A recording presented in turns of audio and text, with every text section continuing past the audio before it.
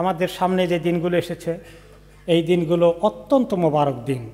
জিলহজ মাসের শুরু থেকে শুরু হয়েছে, কিন্তু আমাদের সামনে এই কয়টি দিন, আজকে জুমার দিন, জিলহজ মাসের ফজিলত অনেক বেশি। এই সময় ইমাম যখন খুতবায় উঠে জুমার দিনে প্রতি সপ্তাহেই তারপর নামাজ শেষ করা পর্যন্ত এই সময় যে দোয়া আমরা করি তা কবুল হয়ে যায়।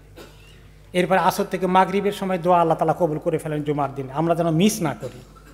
তাকবীর বেশি করে পড়ি আর সুযোগ মতো দোয়ার সুযোগ নেই।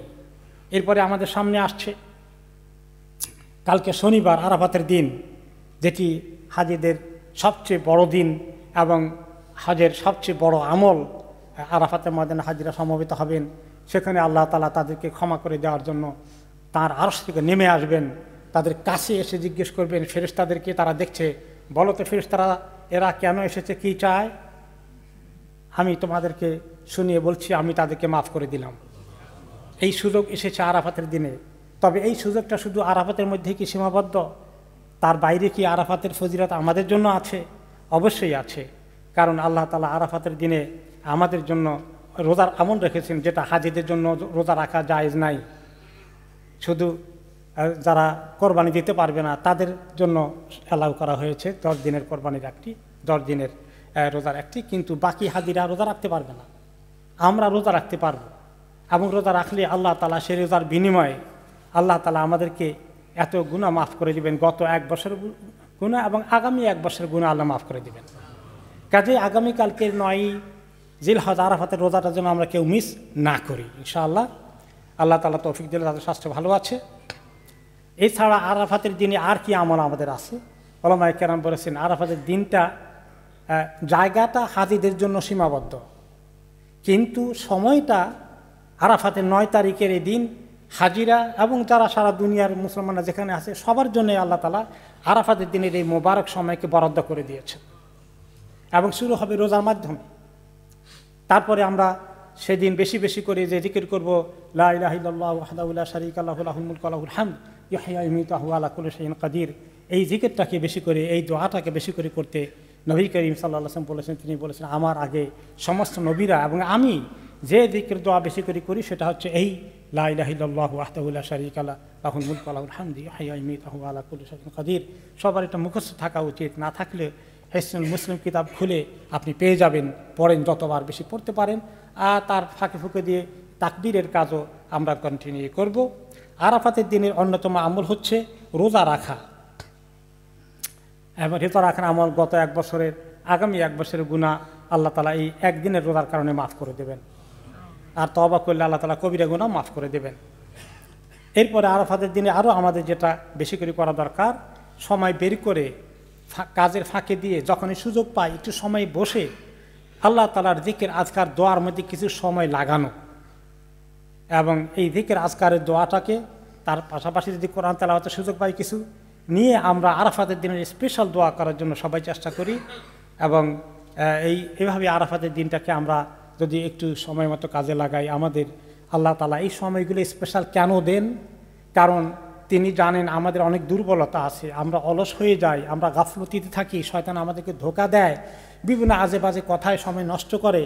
কিন্তু খাস খাস সময়গুলো দিয়ে আল্লাহ তাআলা আমাদেরকে এক্সট্রা সুযোগ দিচ্ছেন, দেখো তুমি মিস করেছো, তুমি লস করছো, এই স্পেশাল সুযোগ কাজে লাগাও। সেটাও যদি মিস করি আমরা কত হতভাগা হয়ে যাব। তো কাজেই আরাফাতের দিনের শনিবারের জন্য একটু সবাই, ছেলে মেয়ে সবাইকে বলেন যে দেখো আরাফাতের দিন আমরা স্পেশাল ইবাদত করতে হবে, সবাই একটু সময় বের করবা। এই সোশ্যাল মিডিয়া, এই টেলিফোনের মধ্যে অনেকক্ষণ সময় আর নষ্ট করো না, আরাফাতের দিনে সময় কাজে লাগাও, নিজে আমল করি, পরিবারের সদস্যদের দৃষ্টি আকর্ষণ করি। আল্লাহ তাআলা আমাদেরকে তৌফিক দান করুন। এরপরে আমাদের ঈদের দিন আসছে। ঈদের দিনের আমল তো আমরা করে আসছি, জেনে আসছি, তবুও মনে করে দিই ঈদের দিনের আমলের মধ্যে নবী করিম সাল্লাল্লাহু আলাইহি ওয়াসাল্লাম সবসময় ঈদের দিনে আসার আগে গোসল করে আসতেন, এবং ওনার সবচেয়ে সুন্দর পোশাক পরে আসতেন, আতর গা দিয়ে আসতেন, হেঁটে আসা সুন্নত যাদের খুব দূরে নয়। তারপরে